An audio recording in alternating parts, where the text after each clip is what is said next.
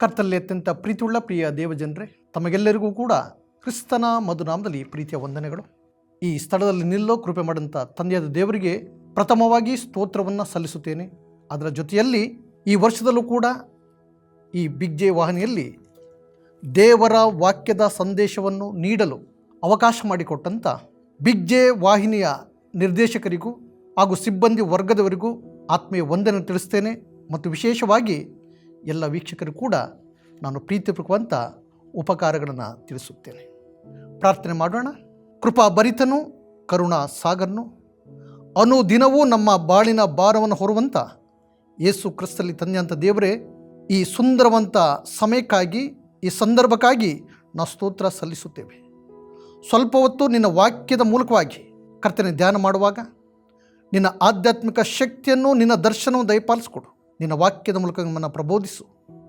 ನಿನ್ನ ವಾಕ್ಯದ ಮೂಲಕ ಸ್ವಾಮಿ ನಮಗೆ ಬೇಕಂತ ಆಧ್ಯಾತ್ಮಿಕ ಶಕ್ತಿಯನ್ನು ತುಂಬೆಂದು ಮಹಾಪ್ರೀತಿ ಸ್ವರೂಪನು ನಮಗೋಸ್ಕರ ಕಲ್ವಾರಿ ಶಿಲುಬೆಯಲ್ಲಿ ತನ್ನ ಪ್ರಾಣವನ್ನೇ ಸಜೀವ ಯಜ್ಞ ಮಾಡಿದಂಥ ಯೇಸು ಕ್ರಿಸ್ತನ ಪವಿತ್ರ ನಾಮದಲ್ಲಿ ಭಕ್ತಿಯಿಂದ ಪ್ರಾರ್ಥಿಸುತ್ತೇವೆ, ನಮ್ಮ ಪರಮ ಪ್ರೀತಿಯುಳ್ಳ ದೇವರೇ, ಆಮೀನ್. ಈ ಶುಭ ದಿನಕ್ಕೆ ಕೊಡಲ್ಪಟ್ಟಂಥ ಮುಖ್ಯ ಪ್ರಸ್ತಾಪ, ಯೇಸುವಿನ ಬಟ್ಟೆಗಾಗಿ ಚೀಟು ಹಾಕಿದರು. ಯೇಸುವಿನ ಬಟ್ಟೆಗಾಗಿ ಚೀಟು ಹಾಕಿದರು.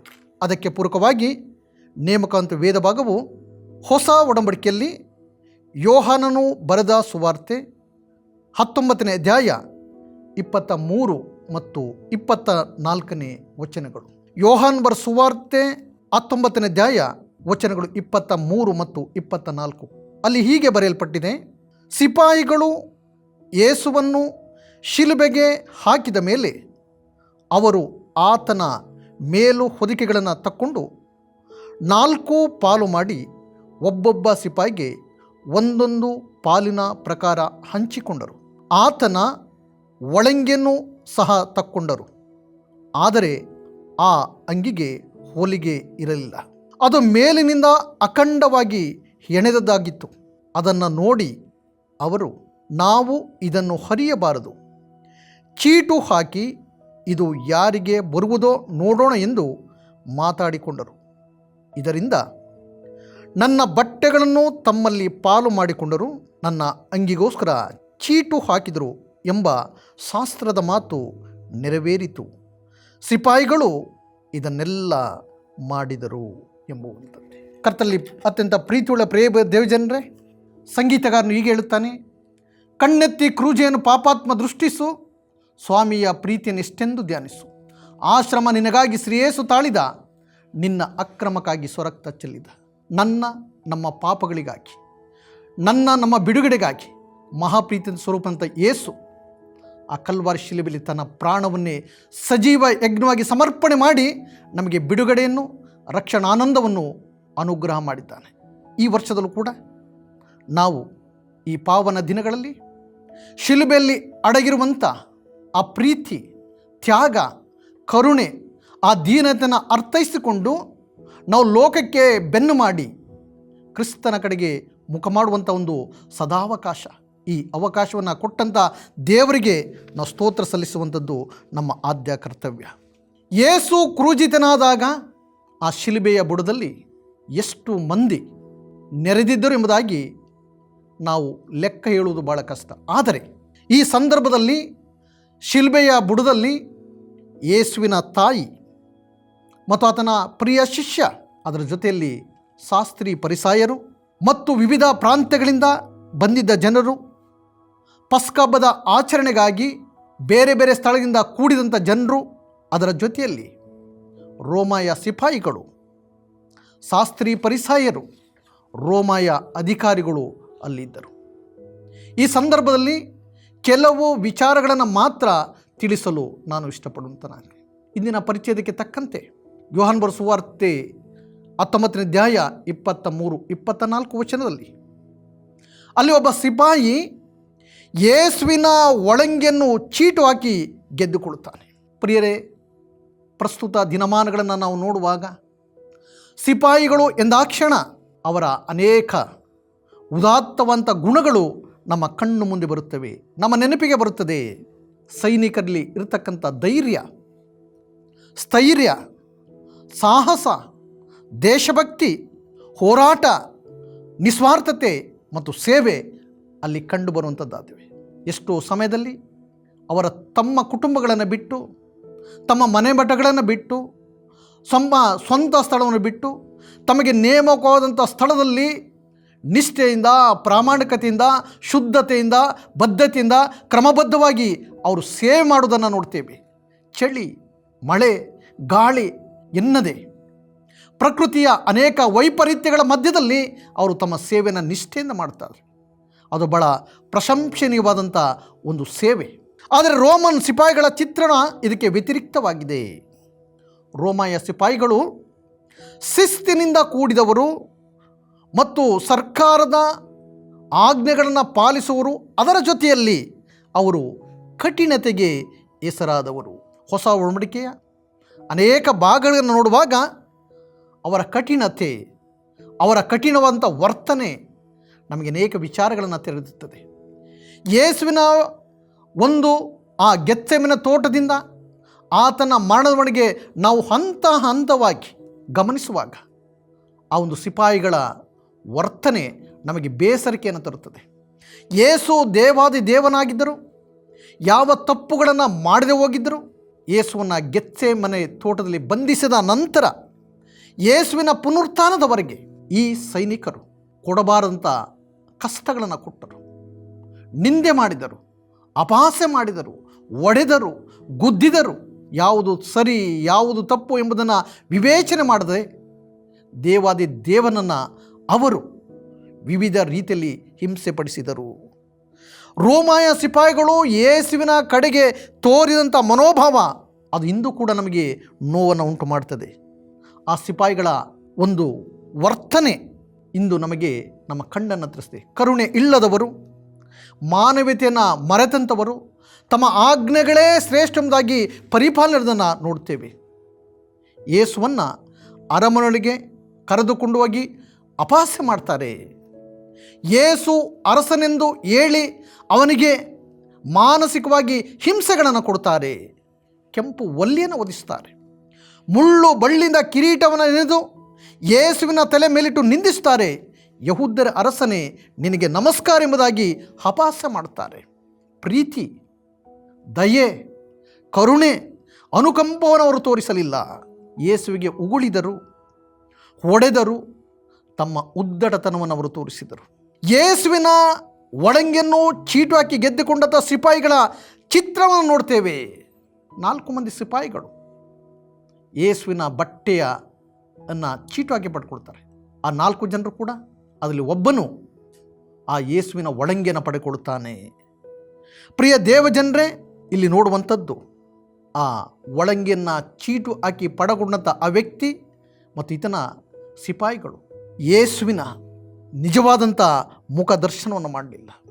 ಅವರು ಯೇಸುವಿನ ಅಂಗಿಯ ಮಾತ್ರ ಅವರು ಮನಸ್ಸಿಟ್ಟರು, ಕಣ್ಣಿಟ್ಟರು ವಿನಃ ಯೇಸುವಿನ ಒಳಂಗಿಗಿಂತಲೂ ಶ್ರೇಷ್ಠವಾದಂಥ ಆ ಶ್ರೇಷ್ಠ ಆಸ್ತಿಯನ್ನು ಒಳಕೊಂಡುಕೊಂಡರು. ಪ್ರಿಯರೇ, ಆ ಸಿಪಾಯಿಗಳು ಶಿಲುಬೆಯ ಬುಡದಲ್ಲಿದ್ದರು. ಯೇಸು ಶಿಲುಬೆಯಿಂದ ಹಾಡಿದಂಥ ಮಾತುಗಳನ್ನು ಹತ್ತಿರಿಂದ ಆಲಿಸಿದರು. ಅದರ ಜೊತೆಯಲ್ಲಿ ಆತನ ಪ್ರೀತಿಪೂರ್ವಕವಾದಂಥ, ತ್ಯಾಗಪೂರಿತವಾದಂಥ, ಪ್ರೀತಿ ತುಂಬಿದ ಆ ಹೃದಯವನ್ನು ಅವರು ಅರ್ಥೈಸಿಕೊಳ್ಳಲೇ ಇಲ್ಲ.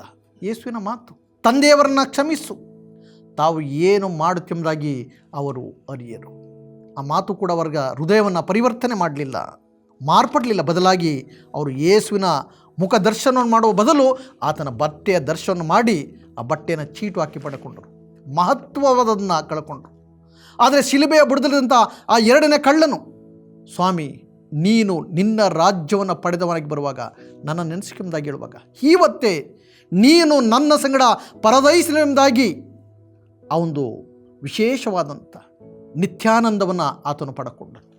ಆದರೆ ಹತ್ತಿರವೇ ಇದ್ದಂಥ ಈ ಶಿಷ್ಯರು ಯೇಸುವಿನ ಬಟ್ಟೆಯನ್ನು ಮಾತ್ರ ಪಡೆದುಕೊಂಡರು, ಆಧ್ಯಾತ್ಮಿಕ ಶಕ್ತಿಯನ್ನು ಪಡ್ಕೊಳ್ಳಲಿಲ್ಲ. ಪ್ರಿಯ ದೇವಜನರಲ್ಲಿ ಕಂಡುಬರುವಂಥ ವಿಶೇಷವಂತ ಒಂದು ಅಂಶ ಏನೆಂದರೆ ಇದು ಭೌತಿಕವಾದಂಥ ಆಶೆ, ಲೌಕಿಕವಾದಂಥ ಆಶೆ. ಯೇಸುವಿನ ಬಟ್ಟೆಯನ್ನು ದೃಷ್ಟಿಸಿದರೆ ವಿನಃ ನಿತ್ಯ ಜೀವನ ದೃಷ್ಟಿಸಿಲ್ಲ, ಅದನ್ನು ಕಳ್ಕೊಳ್ತಾರೆ. ಹೊಸ ಒಡಂಬಡಿಕೆಯಲ್ಲಿ ನೋಡುವಾಗ ಮಾರ್ಕನ ಸುವಾರ್ತೆ 10ನೇ ಅಧ್ಯಾಯ 17 22 ವಚನದಲ್ಲಿ ಒಬ್ಬ ಐಶ್ವರ್ಯವಂತ ಯುವಕನು ಯೇಸುವಿನ ಬಳಿಗೆ ಓಡೋಡಿ ಬಂದು ಮೊಣಕಾಲೂರಿ, ಒಳ್ಳೆಯ ಬೋಧಕನೇ, ನಾನು ನಿತ್ಯ ಜೀವನ ಪಡೆಯಬೇಕಾದ್ರೆ ಏನು ಮಾಡಬೇಕು? ಯೇಸುವನಿಗೆ ಪ್ರಶ್ನೆ ಮಾಡ್ತಾನೆ. ಹೇಗೆ ತಿಳ್ಕೊಂಡಿದ್ದಿ? ಹೇಗೆ ಅರ್ಥೈಸಿಕೊಂಡಿದ್ದಿ? ವ್ಯಭಿಚಾರ ಮಾಡಬಾರದು, ಮತ್ತೊಬ್ಬರ ಆಸ್ತಿ ಪಾಸ್ತಿಗಳನ್ನು ಆಶಿಸಬಾರದು. ಆ ಯುವಕನು ಭಾಳ ಸಂತೋಷದಿಂದ ಹೇಳ್ತಾನೆ, ಸ್ವಾಮಿ, ಬಾಲ್ಯ ಪ್ರಾಯದಿಂದಲೇ ಇವೆಲ್ಲಕ್ಕೂ ಸರಿಯಾಗಿ ನಡ್ಕೊಂಡು ಬಂದಿದ್ದೇನೆ. ಯೇಸು ಅವನಿಗೆ ಹೇಳುವಂಥ ಮಾತು, ಹಾಗಾದರೆ ಒಂದು ಕಡಿಮೆಯಾಗಿದೆ, ಹೋಗಿ ನಿನ್ನ ಬದುಕನ್ನೆಲ್ಲ ಮಾರಿ ಅದನ್ನು ಬಡವರಿಗೆ ಹಂಚಿ ನನ್ನನ್ನು ಹಿಂಬಾಲಿಸು, ನಿನಗೆ ಪರಲೋಕದಲ್ಲಿ ಸಂಪತ್ತಿರುವುದು. ಆದರೆ ಆ ಯುವಕ ಯೇಸುವಿನ ಆ ಮಾತಿಗೆ ಮೋರೆ ಬಾಡಿದವನಾಗಿ ದುಃಖದಿಂದ ಯೇಸುವಿನಿಂದ ಹೊರಟು ಹೋಗ್ತಾನೆ. ಕಾರಣ, ಅವನಿಗೆ ಆಧ್ಯಾತ್ಮಿಕತೆಗಿಂತ ಲೌಕಿಕತೆಗೆ ಪ್ರಾಧಾನ್ಯತೆಯನ್ನು ನೀಡಿದನು. ಲೋಕದ ಕಡೆ ಆತನು ಮುಖ ಮಾಡಿದನು, ಯೇಸುವಿಗೆ ಬೆನ್ನು ಮಾಡಿದನು. ಈ ಸಿಪಾಯಿಗಳು ಕೂಡ ಹಾಗೆ ಯೇಸುವಿಗೆ ಬೆನ್ನು ಮಾಡಿ, ಲೋಕಕ್ಕೆ ಮುಖ ಮಾಡಿ ದೇವರ ಆಶೀರ್ವಾದವನ್ನು ಕಳಕೊಂಡರು. ಪ್ರಿಯ ದೇವಜನರೇ, ಅನೇಕರು ಲೌಕಿಕವಾದಂಥ ಬೌದ್ಧಿಕವಾದಂಥ ಆಶೆಗಳಿಗೆ ಒಳಪಟ್ಟು ದೇವರ ಆಶೀರ್ವಾದವನ್ನು ಕಳಕೊಂಡಂಥ ಅನೇಕ ನಿದರ್ಶನಗಳು ಸತ್ಯವೇದದಲ್ಲಿ ಅಲ್ಲಲ್ಲಿ ಕಂಡುಬರುತ್ತದೆ. ಲೋಟನ ಹೆಂಡತಿಯನ್ನು ನೋಡುವಾಗ ಸೊದೋಮ್ ಗೊಮೋರ ಪಟ್ಟಣ ಅದು ಬೆಂಕಿ ಗಂಧಕದಿಂದ ನಾಶೋಗತವಾಗಿ ಸ್ಪಷ್ಟವಾಗಿ ಗೊತ್ತಿದ್ರೂ ಕೂಡ ಆ ಪಟ್ಟಣವನ್ನು ಬಿಟ್ಟು ಹೋಗುವಾಗ ಆ ಪಟ್ಟಣವನ್ನು ಹಿಂದಿರುಗಿ ನೋಡಬೇಕೆಂಬುದಾಗಿ ದೇವರು ಸ್ಪಷ್ಟವಾಗಿ ಅವರಿಗೆ ಆಜ್ಞೆ ಕೊಟ್ಟಿದ್ದರೂ ಕೂಡ ಅವರು ಸೊದೋಮ್ ಗೊಮೋರ ಪಟ್ಟಣವನ್ನು ಬಿಟ್ಟು ಹೋಗುವಾಗ ಲೋಟನ ಹೆಂಡತಿ ಹಿಂದಿರುಗಿ ಆ ಸೊದೋಮ್ ಗೊಮೋರ ಪಟ್ಟಣವನ್ನು ನೋಡ್ತಾಳೆ. ಏನಾಗ್ತದೆ? ಆಕೆಯು ಉಪ್ಪಿನ ಕಂಬವಾದಳು. ತನ್ನ ಭೌತಿಕ ಆಶೆಯಿಂದಾಗಿ, ಲೋಕದ ಆಶೆಯಿಂದಾಗಿ ಆಕೆಯು ತನ್ನ ಜೀವವನ್ನೇ ಕಳೆದುಕೊಳ್ತಾಳೆ. ಇಂದು ನಮಗೆ ದೇವರು ವಿಧಿವಿಧಿಯಲ್ಲಿ ಅನೇಕ ಆಶೀರ್ವಾದಗಳನ್ನು ಕೊಟ್ಟಿದ್ದಾನೆ, ನಮ್ಮನ್ನು ಬಲಪಡಿಸ್ತಾನೆ, ಬಲ ಕೊಟ್ಟಿದ್ದಾನೆ. ಆದರೆ ನಾವು ಯಾವುದಕ್ಕೆ ಆದ್ಯತೆ ನೀಡ್ತೇವೆ ಎಂಬುದಾಗಿ ಪ್ರಶ್ನೆ ಮಾಡಿಕೊಳ್ಳೋದು ನಮ್ಮ ಇಂದಿನ ಒಂದು ದಿನದಲ್ಲಿ ದೊಡ್ಡ ಒಂದು ಚಾಲೆಂಜ್, ಪಂಥಾಹ್ವಾನವಾಗಿದೆ. ಎಲೀಷನ ಸೇವಕನಾದ ಗೆಹಜಿಯ ಬಗ್ಗೆ ನಾವು ಅರಸುಗಳ ಪುಸ್ತಕದಲ್ಲಿ ನೋಡ್ತೇವೆ. ಕುಷ್ಠರೋಗಿ ಅಂತ ನಾಮಾನನು ಪ್ರವಾದಿಯಂಥ ಎಲೀಷನ ಬಳಿಗೆ ಬಂದು ಅನೇಕ ವಸ್ತುಗಳನ್ನು ತಂದು ತಾನು ಕುಷ್ಠರೋಗಿಯಿಂದ ಗುಣವಾದ ನಂತರ ಕಾಣಿಕೆಯಾಗಿ ಪ್ರವಾದಿಯಂಥ ಎಲೀನಿಗೆ ಕಾಣಿಕೆಗಳನ್ನು ಕೊಡುತ್ತಾನೆ. ಆದರೆ ಪ್ರವಾದಿಯಂಥ ಎಲೀಷನು ಆ ಕಾಣಿಕೆಯನ್ನು ಸ್ವೀಕಾರ ಮಾಡುವುದಿಲ್ಲ. ನೀನು ತಂದಂಥ ಕಾಣಿಕೆ ನೀನು ನಿನ್ನ ದೇಶಕ್ಕೆ ಹಿಂದಿರುಗಿ ತೆಗೆದುಕೊಂಡು ಹೋಗಿ ಎಂಬುದಾಗಿ ಹೇಳ್ತಾನೆ.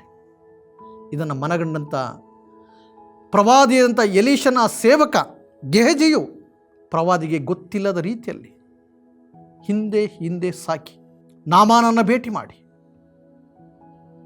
ಪ್ರವಾದಿ ನನ್ನನ್ನು ಕಳಿಸಿದ್ದಾನೆ, ಇಷ್ಟು ಕಾಣಿಕೆ ಹಿಂದಿರುಗಿ ಕೊಡುವುದಾಗಿ ತೆಗೆದುಕೊಂಡು ಬರುತ್ತಾನೆ. ಪರಿಸ್ಥಿತಿ ಏನಾಯಿತು? ಪ್ರವಾದಿಯಂಥ ಎಲೀಷನು ಗೆಹಜಿನ ಕರೆದು, ಇದು ಆಸ್ತಿ ಸಂಪಾದನೆ ಮಾಡಲಿಕ್ಕೆ, ಹಣ ಸಂಪಾದನೆ ಮಾಡಲಿಕ್ಕೆ ಇದು ಸಮಯವು, ಇದು ಆತ್ಮಗಳನ್ನು ಸಂಪಾದನೆ ಮಾಡುವಂಥ ಸಮಯ ಎಂಬುದಾಗಿ ಹೇಳಿ, ನೀನು ಮಾಡಿದ ಕಾರ್ಯ ನನಗೆ ಗೊತ್ತೆಂಬುದಾಗಿ ಹೇಳುವಾಗ ನಾಮಾನಿಗೆ ಹಿಡಿದಿದ್ದಂಥ ಕುಷ್ಠರೋಗ ಗೆಹಜಿಗೆ ಬಂತು. ಪ್ರಿಯ ದೇವಜನರೇ, ಇಂದು ಭೌತಿಕವಾದಂಥ ಆಶೆ ನಮ್ಮನ್ನು ದೇವರಿಂದಲೂ ದೇವ ಜನಾಂಗದಿಂದಲೂ ನಮ್ಮನ್ನು ಬೇರ್ಪಡಿಸುವಂಥದ್ದಾಗಿದೆ. ಆದ್ದರಿಂದ ಬೈಬಲ್ ಹೇಳ್ತದೆ, ನೀವು ಮೊದಲು ದೇವರ ರಾಜ್ಯಕ್ಕಾಗಿಯೂ ಆತನ ನೀತಿಗಾಗಿಯೂ ತವಕಪಡ್ರಿ, ಇವುಗಳ ಕೂಡ ಎಲ್ಲವೂ ಕೊಡಲ್ಪಡುವುದು.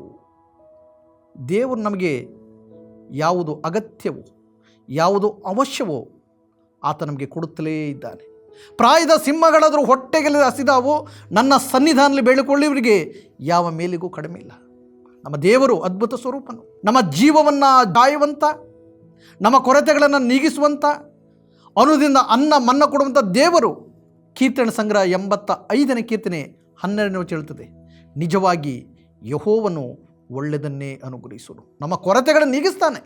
ಆದ್ದರಿಂದ ಈ ಭೌತಿಕವಂತ ಆಶೆ ನಮ್ಮಲ್ಲಿರುವುದಾದರೆ ಅದನ್ನು ಬದಿಗೊತ್ತಿ ಆಧ್ಯಾತ್ಮಿಕ ಕಡೆಗೆ ನಮ್ಮ ಗಮನವನ್ನು ಹರಿಸೋಣ. ದೇವರ ಆಶೀರ್ವಾದಕ್ಕೆ ಪಾತ್ರನಾಗೋಣ. ಬೈಬಲ್ ಹೇಳ್ತದೆ, ಅಗಲವಾಗಿ ಬಾಯಿ ತೆರೆಯಿರಿ ತುಂಬಿಸುವೆನು. ಈ ನಂಬಿಕೆ, ಈ ವಿಶ್ವಾಸ ನಮ್ಮದಾಗಿರಬೇಕು. ಮುಂದೆ ನೋಡುವಾಗ ಮತ್ತೊಂದು ಸಿಪಾಯಿ ಚಿತ್ರ ನಮ್ಮ ಬರುತ್ತದೆ.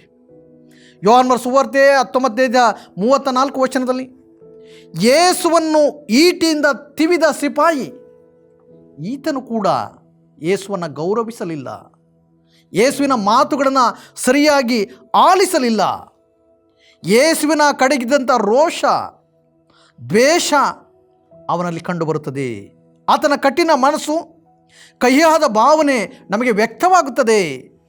ಯೇಸುವಿನ ದೇಹವನ್ನು ಗೌರವಿಸಲಿಲ್ಲ, ಯೇಸುವಿನ ಆ ಶಿಲುಬೆಯಲ್ಲಿ ನುಡಿತಿರುವಂಥ ಮಾತುಗಳನ್ನು ಸ್ಪಷ್ಟವಾಗಿ ಆಲಿಸಲಿಲ್ಲ. ಆ ಸಿಪಾಯಿಗೆ ತನ್ನ ಕರ್ತವ್ಯವೇ ಮುಖ್ಯವಾಗಿತ್ತು. ಅಮಾನವೀಯತೆ, ಕ್ರೌರ್ಯ, ಕೋಪ ಅವನ ಮನಸ್ಸಿನಲ್ಲಿ ಇರುವುದನ್ನು ಕಂಡುಬರುತ್ತದೆ. ಮೃಗದ ಸ್ವಭಾವದ ವ್ಯಕ್ತಿಯಾಗಿ ಯೇಸುವನ್ನು, ದೇವಾದಿದೇವನನ್ನು ಈಟಿಯಿಂದ ತಿವಿದು ಆತನು ತನ್ನ ರೋಷವನ್ನು, ಸಿಟ್ಟನ್ನು ತೀರಿಸಿಕೊಳ್ಳುತ್ತಾನೆ. ಬೈಬಲ್ನ ಅನೇಕ ಭಾಗಗಳು ನೋಡುವಾಗ ಸಿಟ್ಟು ಅಥವಾ ರೋಷ ಮಾನವನನ್ನು ಅಧೋಗತಿಗೆ ತಂದು ನಿಲ್ಲಿಸುತ್ತದೆ. ಎಫೆಸ ಪತ್ರಿಕೆ 4ನೇ ಅಧ್ಯಾಯ 2ನೇ ವಚನ ನೋಡುವಾಗ, ಸೂರ್ಯನು ಮುಳುವುದಕ್ಕಿಂತ ಮುಂಚೆ ನಿಮ್ಮ ಸಿಟ್ಟು ತೀರಲಿ. ಬಹಳ ಅರ್ಥಪೂರ್ಣವಾದಂಥ ಅನುಭವದ ಮಾತುಗಳು. 1 ಯೋಹಾನ 3:15 ಬರೆಯಲ್ಪಟ್ಟಿದೆ, ತನ್ನ ಸಹೋದರನನ್ನು ದ್ವೇಷಿಸುವನು ಕೊಲೆಗಾರನು. ಯೇಸು ಪರ್ವತ ಪ್ರಸಂಗದ ಹೇಳುವಂಥ ಮಾತು. ಮತ್ತಾಯನ ಸುವಾರ್ತೆ 5ನೇ ಅಧ್ಯಾಯ 22ನೇ ವಚನದಲ್ಲಿ, ತನ್ನ ಸಹೋದರನ ಮೇಲೆ ಸಿಟ್ಟುಗೊಳ್ಳುವ ಪ್ರತಿಯೊಬ್ಬನು ನ್ಯಾಯ ವಿಚಾರಣೆಗೆ ಗುರಿಯಾಗುವನು. ಸಿಟ್ಟು ಅನರ್ಥಕ್ಕೆ ಕಾರಣವಾಗುತ್ತದೆ. ಆದಿಕಾಂಡ 4ನೇ ಅಧ್ಯಾಯ 8 ವಚನಗಳಲ್ಲಿ, ಸಿಟ್ಟಿನಿಂದ ಕಾಯಿನನು ತನ್ನ ತಮ್ಮನಾದ ಹೇಬೇಲನನ್ನು ಕೊಂದನು. ಇಂದು ಅನೇಕ ಕುಟುಂಬಗಳು ಸಿಟ್ಟಿನಿಂದಾಗಿ, ರೋಷದಿಂದಾಗಿ, ದ್ವೇಷದಿಂದಾಗಿ ಬೇರ್ಪಟ್ಟಿರುವುದನ್ನು ಕಾಣುತ್ತೇವೆ. ಒಬ್ಬನು ಎಷ್ಟೇ ಧರ್ಮ ಕಾರ್ಯಗಳನ್ನು ಮಾಡಿದರು, ಧರ್ಮ ಕಾರ್ಯಗಳನ್ನು ಮಾಡುತ್ತಿದ್ದರು, ಅವನ ಸಿಟ್ಟು ಅವನನ್ನು ಅಂಧಪತನಕ್ಕೆ ಕೊಂಡೊಯ್ಯುತ್ತದೆ.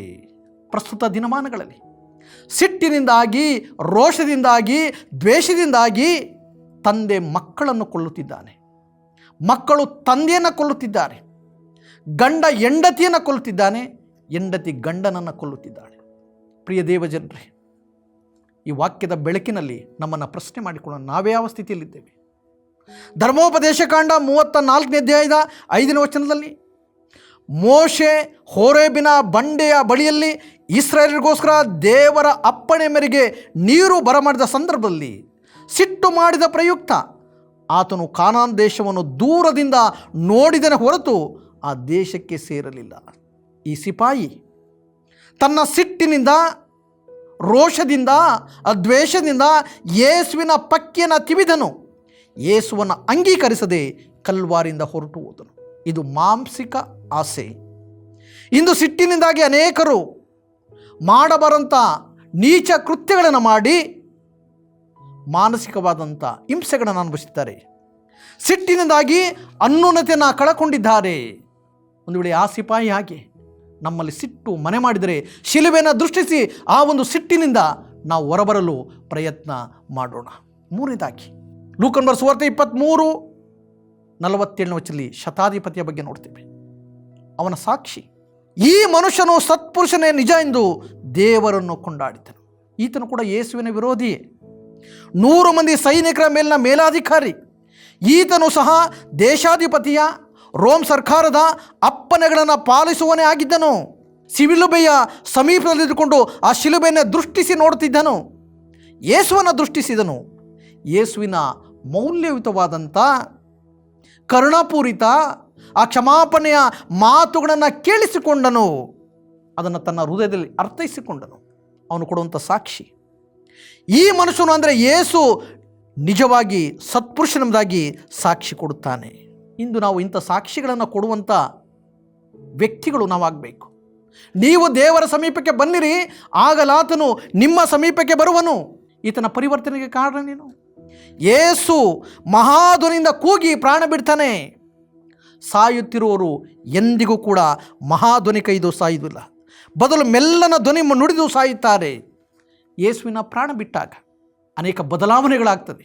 ಆತನ ಸಪ್ತನುಡಿಗಳು, ಶಿಲುಬೆಯ ದೃಶ್ಯ, ಕಾರ್ಗತ್ತಲು, ಭೂಕಂಪ, ಯೇಸು ಪ್ರಾಣ ಬಿಟ್ಟು ಇವೆಲ್ಲವನ್ನು ಆತನು ಗಮನಿಸಿ ಆತನ ಹೃದಯ ಪರಿವರ್ತನೆ ಆಗ್ತದೆ. ಯೇಸುವಿನ ಬಗ್ಗೆ ಸಾಕ್ಷ್ಯ ನೀಡ್ತಾನೆ. ಪ್ರಿಯ ದೇವಜನರೇ, ಈ ವಾಕ್ಯಗಳ ಮೂಲಕ ನಾವು ಅರ್ಥೈಸಿಕೊಳ್ಳಬೇಕು. ಈ 3 ಮಂದಿ ಕೂಡ ಯೇಸುವಿನ ಸಮೀಪದಲ್ಲಿದ್ದರು. ಮೊದಲನೇ ವ್ಯಕ್ತಿ ಭೌತಿಕವಾದಂಥ ಒಳಂಗಿಗೆ ಪ್ರಾಧಾನ್ಯತೆ ನೀಡಿ ದುಃಖದಿಂದ ಹೊರಟು ಹೋದನು. ಎರಡನೇವನು ಕೋಪ ಮತ್ತು ಹಾಗೆಗೆ ಪ್ರಾಧಾನ್ಯತೆ ನೀಡಿ ಅಸಮಾಧಾನ ಅತೃಪ್ತಿಯಿಂದ ಹೊರಟು ಹೋದನು.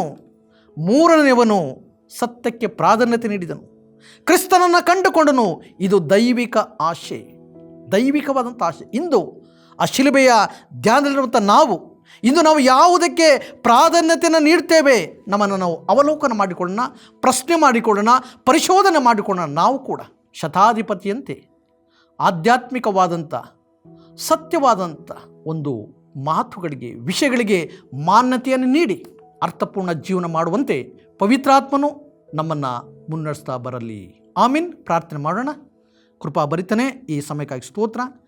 ಕೇಳಿದಂಥ ವಾಕ್ಯಗಳನ್ನು ಅರಸು, ಆ ವಾಕ್ಯಗಳಲ್ಲಿ ಅಡಗಿರುವ ಆಧ್ಯಾತ್ಮಿಕ ಸತ್ಯವನ್ನು ಅರ್ಥೈಸಿಕೊಂಡು ನಾವು ಕೂಡ ಅರ್ಥಪೂರ್ಣ ಜೀವನ ಮಾಡುತ್ತಾ, ಕರ್ತನೇ, ನಮ್ಮ ಪಾಪಗಳಿಗೆ ನಿಜವಾಗಿ ಮಾನಸಾಂತರಪಟ್ಟು ಪಶ್ಚಾತ್ತಾಪಪಟ್ಟು ನಿನ್ನ ಶಿಲುಬೆಯ ಕಡೆಗೆ ಮುಖ ಮಾಡಿ ಅರ್ಥಪೂರ್ಣ ಜೀವನ ಮಾಡುವಂತೆ ನಿನ್ನ ಆತ್ಮನ ಬಲವನ್ನು ಅನುಗ್ರಹಿಸೆಂದು ಮಹಾಪ್ರೀತಿ ಸ್ವರೂಪನಾದಂಥ ನಜರೇತಿನ ಯೇಸುವಿನ ದಿವ್ಯ ನಾಮದಲ್ಲಿ ಭಕ್ತಿಯಿಂದ ಪ್ರಾರ್ಥಿಸುತ್ತೇವೆ, ನಮ್ಮ ಪರಮ ಪ್ರೀತಿಯುಳ್ಳ ದೇವರೇ.